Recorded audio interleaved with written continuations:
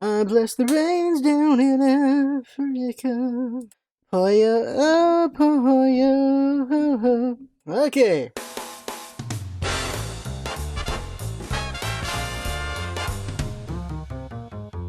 Welcome back, friends. Lost Scarf here, and it's time for the newest Kirby's Dreamcast. Here we talk about everything Kirby, from the games to the people behind making Kirby, and the show Kirby Right Back at ya. So first up, let's go over what's new with Kirby in the world, and there's really not much right now. The Kirby Cafe has just opened and will be open from September 27th of 2018 to February 17th, 2019. If you can be in Japan and check it out, awesome. I really wish I could go. One other thing is, there's a YouTube video of the 25th anniversary orchestra performance for Kirby. It features most of the classic songs, and there's some really cute segments with Kirby. Oh my god, there's one around the 1 hour mark that just kills me. I just watched it on repeat at least a dozen times. We'll have a link for it in the description. So today, we'll be covering episode 6 of Kirby Right Back at Ya, titled Unreality TV. The Japanese title is Check It Out, Channel Dedede. So this is a pretty fun episode, and since it's got a lot of King Dedede in it, let's talk about him today. So King Dedede has been in every single Kirby game as an enemy or ally. So he's this big, just giant penguin dude. He wears a big coat on him, and he has like a crown. Well, he's like his own kind of crown. It's not like a crown, but it's his own kind of head thing that makes a crown for him, I guess. He's got a big hammer, and he has just an army of Waddle Dees with him, and a bunch of other minions. In the show, he has Escargoon, who's only from the show. But in the games, he's got the Waddle Dees, Waddle Doo, and just other things working for him. And I don't really know how if Meta Knight even links up with him in the games. It doesn't look like it. At least I don't remember him linking up. But maybe there is something that mentions whether they know each other or not, besides just being connected by Kirby. But of course, in the anime, Meta Knight is his knight. So he has been a boss in nearly like all the games. He's either an ally or a boss, including, here's the thing, Kirby's Dream Course. He's the final boss in the golf game, so unless there's like 1 or 2 games where I'm not really sure, King Dedede has most likely been a boss in every single game, because he's even a boss in Kirby Star Allies, where he's also an ally as well. Same thing goes for Meta Knight, though.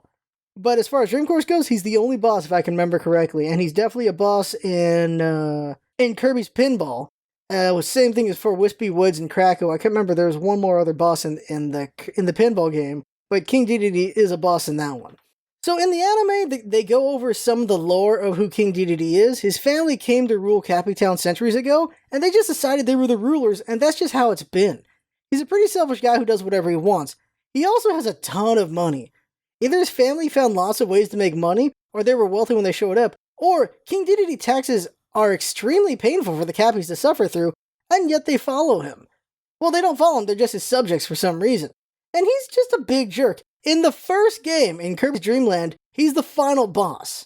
And in that one, he took all the food from Dreamland for himself. Kirby comes over and beats him up and kicks him out of his own castle, and actually takes the castle? Here's the thing, in the first game, Kirby becomes a giant balloon Kirby and carries the entire castle over to Dreamland and drops all the food off for the citizens in that. So King Dedede, of course, has been around since the start, and he's just been a iconic character from Kirby because he's the first big boss. Now, when it comes to anything major revelations as far as King Dedede goes, I'm up to episode 15 right now and rewatching the show, and all I know is he's really rich, his family's been the rulers for a long time, and that's about it. Anything else about King Dedede, don't really know yet. I assume there's going to be more lore about him and his family. And we're going to see an episode, I believe it's 8 or 9, is when we see about them coming over and taking over Cappytown. Just a little bit of lore about that. Something I'm really interested in finding out is if we're going to find out about why the Waddle Dees are so loyal to King Dedede. I actually saw that, yeah, there is going to be a little bit about that in a later episode, so that's going to be cool to see the lore of the Waddle Dees. Quick mention of Bandana Waddle Dee, since he's not in the show. The show is the first instance of spear-wielding Waddle Dees, and we have been made to see that the Kirby 64 Waddle Dee that hangs out with Kirby is Bandana Waddle Dee. They've confirmed it through Kirby Star Allies when they showed Ribbon and Adeline. They said the team's back together, and they showed Kirby, Ribbon, and Adeline, King Dedede, and they showed Bandana Waddle Dee. So that's Nintendo saying, like, yeah, the band's back together, saying that this is Bandana Waddle Dee. So that's pretty cool right there. Also, in fact, about Bandana Waddle Dee and the other Waddle Dees, they can talk, but only in certain games. Like, they don't talk in the anime, but in the games they do talk, is just certain ones. like Kirby's Battle Royale, in that game the Waddle Dees do talk. Some like Kirby, some don't like Kirby, but Bandana Waddle Dee really likes Kirby because he knows Kirby's a big hero. But a funny thing about the Waddle Dees is they really like King Dedede for some reason. They're like the minions from Despicable Me. They love their leader for some reason. And Bandana Waddle Dee is no different. He's very funny and innocent, though, about it when it comes to King Dedede, because King Dedede will send him out to attack Kirby, but he thinks it's to test Kirby, not to kill him. He's like, oh, I'm gonna go help Kirby just get stronger by just helping him fight and everything? I'll do that. Like, Bandana Waddle Dee is just kind of a sweet character. And the last fact I want to mention about him is the first time we've ever seen Bandana Waddle Dee, by the way, is in Kirby Superstar. He's in Megaton Punch. He's the Waddle Dee, of course, the blue bandana. That's something I forgot is I remember seeing him in that, but yeah, that's his first instance. Holy crap. So one more thing before we go to the episode, and that is, let's talk about King Dedede's voice actor, and that is Ted Lewis. I have zero clue why King Dedede has a southern accent, but I love it personally, and this guy's responsible for it. Isn't it anything too major from what I can tell? He was a 4Kids regular, so he's got a voice of various characters in the background of a bunch of different animes with 4Kids. The most notable ones are probably Yu-Gi-Oh! He was Bandit Keith and Bakura in Yu-Gi-Oh! And he was also Kaiba's dad, was it Gozuru, whatever his name is, Kaiba. He's that guy. And he's the voice of Escargoon. What? He's the voice of Escargoon. That is some range, because those are very different voices. Wow at that. Also, he's the voice of Giovanni in Pokemon. Wow, that's even more range. Impressive. One more notable thing to mention is he adapted the scripts to Kirby, Sonic X, and Pokemon Chronicles, to name a few. He also was the voice director of Yu-Gi-Oh! So thank him for that. Little bit of information for the Japanese voice actor, that is Kenichi Ogata. He has done a bunch of voices for anime for over 30 years. Nothing really notable that I think anyone would really know unless you just really watch a lot of anime. But something very interesting just to say about King Dedede's voice actors, when it comes to Kirby 64 and Smash Brothers, Masahiro Sakurai himself is the voice of King Dedede. That is a trip. That is totally a trip. Oh my god. So let's get to the episode. So it opens with Tiff talking about how great Cappy Town is, except for King Dedede and Escargoon. Tiff shows up with Kirby, Spike, Honey, and Iroh, and we learn that Tiff is writing an essay. About Cappy Town, by the way. A funny little clip here is Kirby grabs Tiff's book and twirls it around very cutely. It's really cute. Like, he doesn't know how to read, so he just twirls the book around, because that's Kirby for you. He's a kid, he's a baby, he doesn't really understand things, so he does the best he can with what he's got, and he just like, hey, I'll just play with the book. Tiff eventually gets her book away from Kirby, and she reads out the essay a bit for the other kids, and it devolves into something pretty boring. That is just the mom's gossip, the dad's fish, and Kirby sleeps. That's all it is, and I guess it's a content life, because it's nothing really major happening, except for, of course, King Dedede.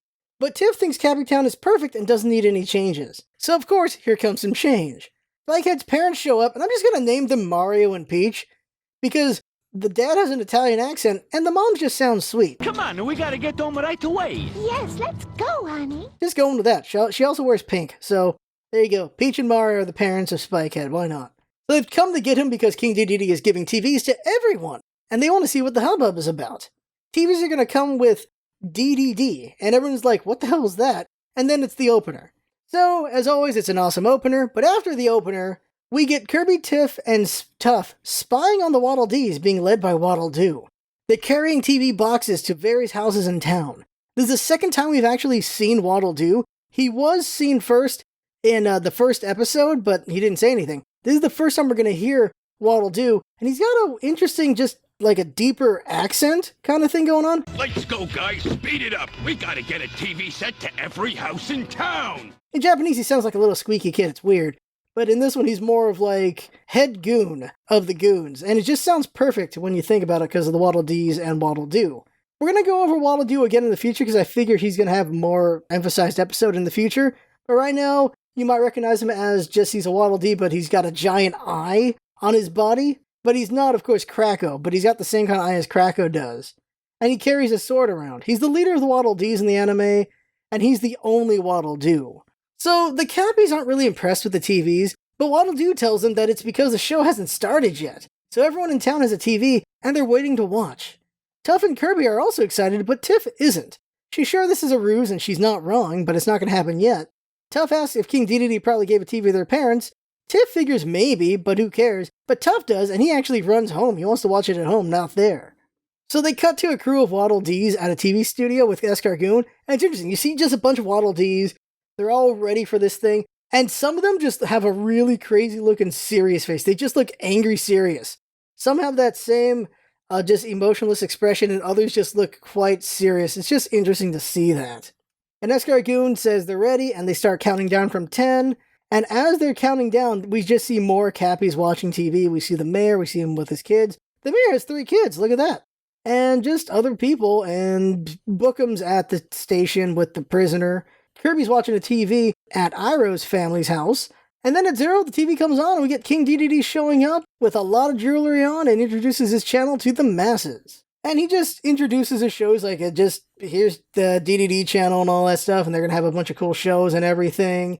And before they start up, they're going to have a little comedy segment, and this is the most epic burn done by Iroh's mom. Do you like comedy, Mom? I married Daddy, didn't I? Ooh, that's a burn. Oh, there's some heat there. So they have a comedy show. It's King Dedede with a hand puppet of Kirby, and the whole thing is King Dedede just making fun of Kirby and making him look dumb. And King Dedede even goes as far as dropping the puppet on the floor and jumping on it repeatedly. Iroh and his family laugh about how goofy Kirby is. Tiff doesn't like this one bit, and Kirby's just glued to the TV. He's just like looking on with just a face of like, ooh, what's this? He's just watching the whole time. For the Japanese version of it, it's more King Dedede making fun of Kirby's Poyo language and then just beating up on the doll. And the people like, wow, Kirby's kind of dumb because of that. And yeah, it's just gonna be, you can tell it's gonna be kind of like a propaganda machine for King Dedede to just say Kirby sucks, and people are gonna like that, and that's gonna be very unfortunate. But the next segment, I need to say word for word, because oh my god, I gotta recite this. Escargoon tells everyone what's coming up on Channel Dedede, and here's the exact words of it, and that is, at 7, it's the adventures of the very heavyweight crime fighter, 3D Man. At 7:30, watch as contestants compete for cash and prizes on Wheel of Head Wounds. Then at 8, the staff of DR confront an outbreak of hernias, bad ones. Next, the Far East meets the Old West, when King of the Kitchen cooks beef jerkyaki. Then at 9:30, the Snail Hunter searches for my long-lost brother. At 10, the crew of the SS Dita Prize deals with some intense motion sickness on DD Deep Space Nine. Tonight's late movie is Globzilla Destroys Guam, and the late movie is King Kong versus the Houston Astros. Funny thing is, the Globzilla Destroys Guam is said really fast. Tonight's late movie is Globzilla Destroys Guam, and the late movie is King Kong versus the Houston Astros. So you just don't notice it? I didn't notice it until the third time I watched this episode. I was like, he just said Globzilla Destroys Guam. Holy crap. So that whole segment is just amazing. There's a picture for each segment, and it's delivered very well by Escargoon. I just like it a lot. But if you're curious about the Japanese version, there's a couple things that get cut from this. For the comedy portion, I already said Kirby's Poyo language gets made fun of. Then they do a weather section, which gets cut from the American version, because nothing really gets done there. It's just Escargoon saying, here's the weather, it's going to be nice, and the Cappies say, oh good, it's going to be nice weather, that's great. There's no joke, there's nothing there, so they cut that out, and that's fine. Then it goes into the shows, and it's Super Dedede Man is the same. It's a prize show. It's a straightforward just doctor show for DR, nothing special there. The cooking show, however, is called Can You Eat It? Because King Dedede can't cook. The Star Trek joke is the movie's called Star Trek 9. And the Snail Show is actually a trivia show instead. And then the other one's Godzilla 2. And for King Kong, it's Gone with the Planet of the Apes. So, not as ridiculous as the American version for sure. Followed by that segment is a commercial segment. For the Japanese version, before the commercials start, they have the Waddle Dees sing a King Dedede song.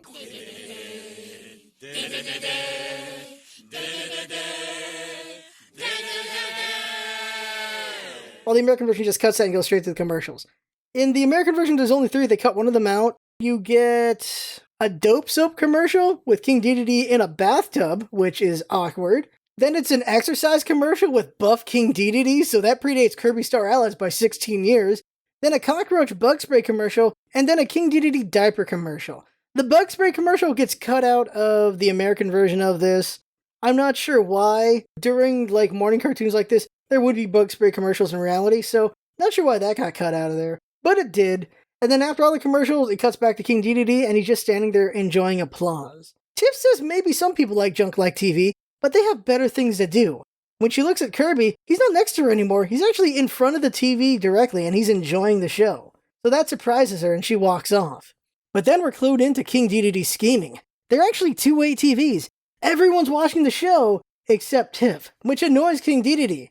Tiff's running around town and she can't believe everyone's watching TV. She even berates Mr. Curio for it, shouting that they used to have lives before television.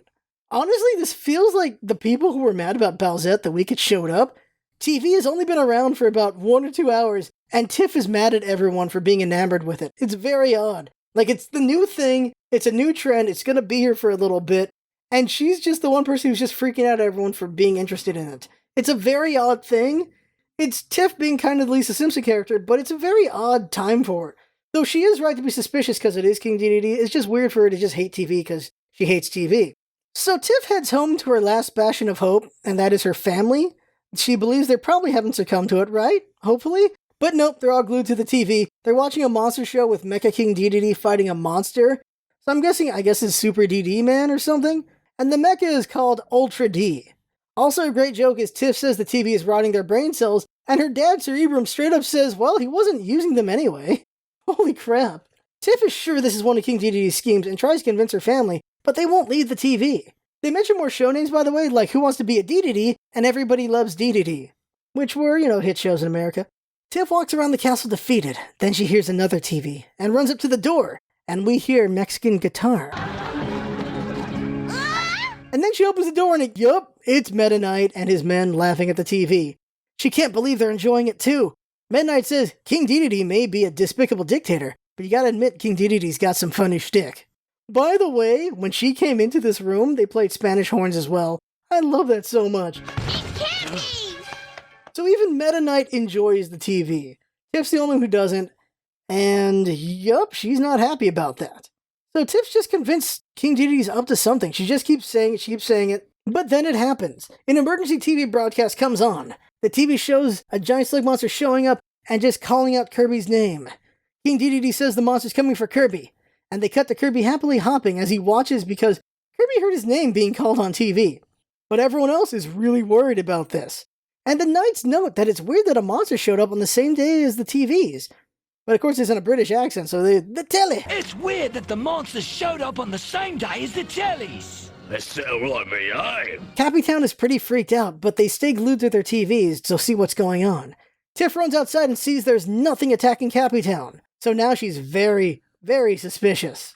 Then we see on TV that the monster's coming to attack the mayor's house, so the mayor's family escapes.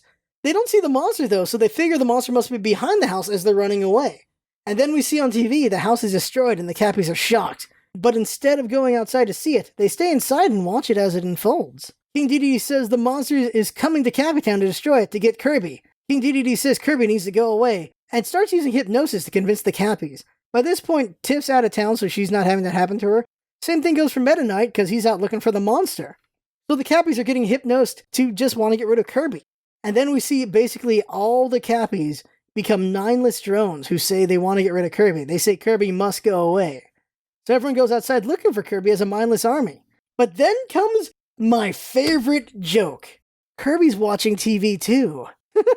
So we see Iroh's family stand up mind-controlled saying Kirby must go away, and then Kirby gets up and says Kirby in the mind-control state as well. And I died laughing. I was like, oh my god, he's also mind-controlled. Iroh's family sees Kirby, and they attack him, and they even kick Kirby out of their house. And Kirby just has this sad look on his face like, oh, what the heck? What's that about? And he's so sad about it, and then everyone comes out.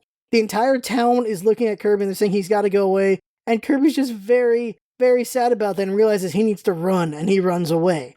Imagine this in Kirby's baby brain. All his friends want to hurt him. That is not great. He's not going to understand why that's happening, so all he can do is run because he's not going to hurt his friends. So he just gets out of there. Eventually, Kirby gets out of sight of the Cappies, and the Cappies run into Tiff. They ask where Kirby is, but Tiff says she hasn't seen him. The Cappies say that they need to get rid of Kirby because then they'll get the monster to go away because the monster's trying to get rid of Kirby. But Tiff says she hasn't seen any monsters, but the Cappies say since they saw it on TV that they know it's coming.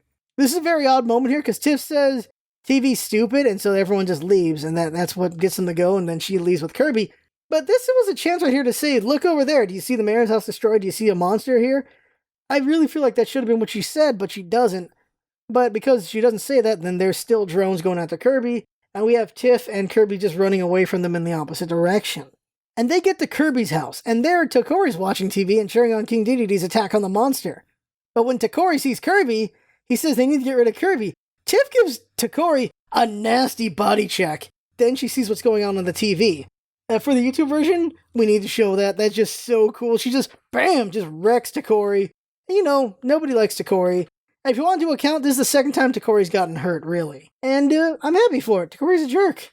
And on the TV, we have King Dedede, and he's actively fighting the monster. So that's crazy. But we know he's doing hypnosis, so it's like, how's he doing that? Quick note on the musical difference in this episode. During the Cappy attack and the monster fight and everything, the music is very dramatic and actiony.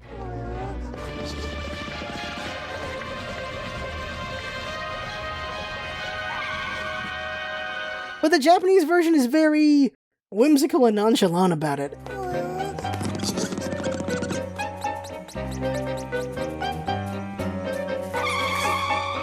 It just doesn't amp up the pressure of what's happening. And that's just something that's very much what the Japanese version does. For the most part, I'm always going to bag on that a little bit, but there are times when the Japanese version is superior. But not this time, in my opinion. So King Dedede continues to blame Kirby on TV while he's in his tank attacking the monster. And the TV shows the monster coming to attack Kirby's house, and Takori starts freaking out. Tip takes Takori outside, and he's like, oh, hey, the monster left. She takes him back inside, and the monster's there, so Takori's just confused. So Meta Knight comes and tells him there's no monster, and that they need to head to the castle. So Tiff goes for her family first, and Tuff sees Kirby and says Kirby must go away. And Tiff just insults her brother, and she says, we're going to go figure out what's going on together. And he's like, what? So he goes there to help them. Meta Knight tells them that he'll distract the guards while the three of them investigate, and we see Tiff walking slowly down some stairs, all badass, like she's gonna wreck somebody. And then Kirby's happily walking behind her with Tuff. It's like, we see serious Tiff, and then we see happy Kirby. And Kirby's the one who's gonna do the most damage, but he's just so happy because it's Kirby. Kirby's Kirby. So interesting thing here is for that little bit, it's dead silent in the 4Kids version, and the Japanese version, it's straight up Pink Panther music. There's no other way to put it. It's the Pink Panther music. It's just so odd, that difference there. But as they're going down the stairs, they see a door, and on the door it says a sign of on air. And they go to see what's beyond the door. And when they do, it's a TV set! King Dedede is shooting a monster flick. We see that Escargoon is in the monster suit, and they're using a fake Escargoon on King Dedede's tank for the action shots. I like how much attention they put to details and just trying to make things make sense. Sometimes things don't make sense, but they try to make them make sense, and here it goes pretty well. And here's the details. Escargoon's in the big suit on a set, so everything's miniature except for Escargoon, so he's a big monster going on there. King Dedede is on his tank on a track, so that you got that going on with a fake Escargoon, so he's doing all the shots from there, and they have like a scrolling screen of just background of Cappy Town.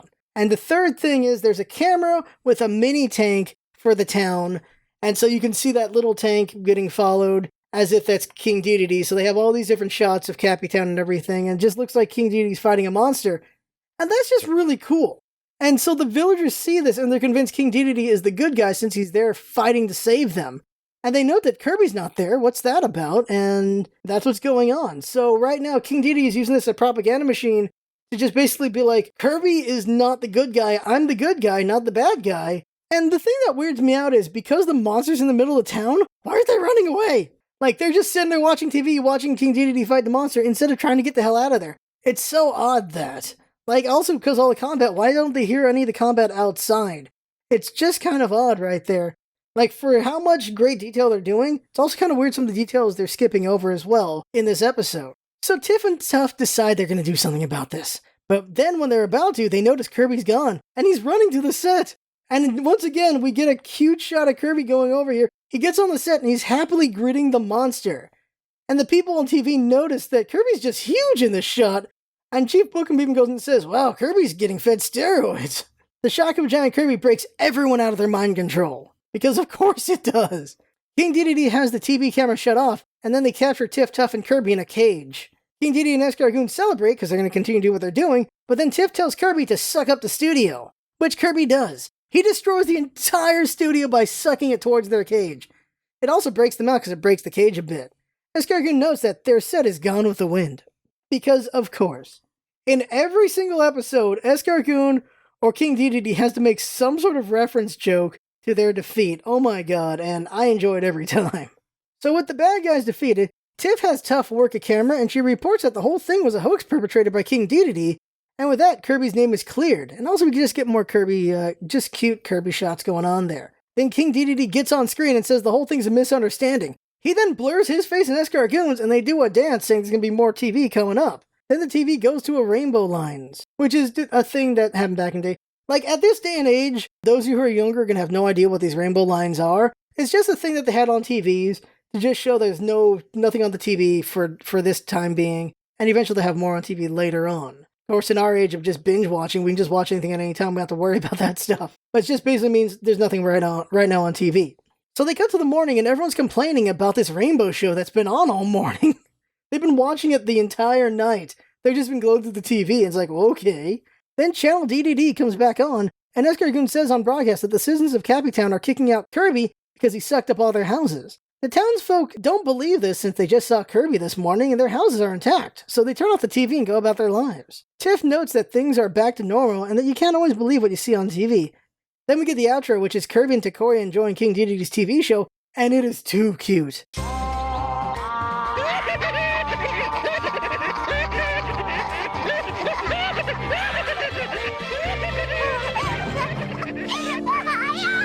It is just too freaking cute. It's my favorite closer so far. They're just laughing, watching TV. Kirby enjoys it so much that he falls back and he's just laughing on the ground. Like he's straight up rolling on the ground laughing. He's straight up ruffling. There it is. He's ruffling on the ground and is just too dang cute. So at least somebody likes King Dedede's TV, I guess. So that right there is the end of episode 6 for Kirby Right Back at Ya. Some things to note is that once again, Kirby didn't get beat up. He took so many beatings early on in the show that it's kind of surprising that they're going easier on him now. But of course that is, they're not always giving the monsters a fight. This is also the first time Kirby didn't fail to suck in the episode. He only vacuums once and it wins the day, so yay for Kirby. It's just such an interesting episode to see right now in this day and age with all the fake news and all that stuff happening and just how people feel about trends and just TV in general.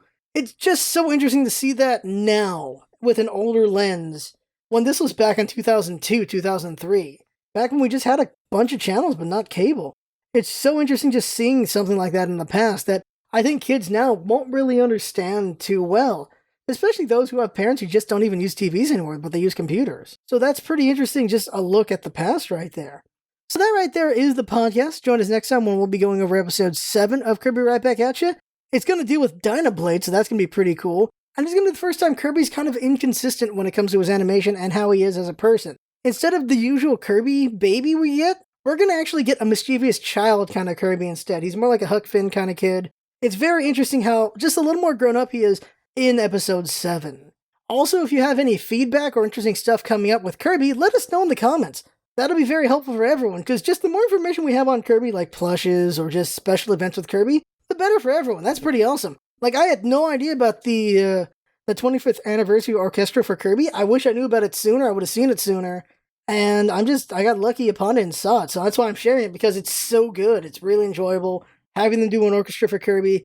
And then just the special Kirby segments are just too dang cute. It's too cute not to experience if you're a fan of Kirby. So that's why we're going to have the link for that. So that right there is the podcast. I had fun talking. Hope you had fun watching and listening. And that's what it's all about, isn't it? Having fun. Thanks for coming by, and see you next time.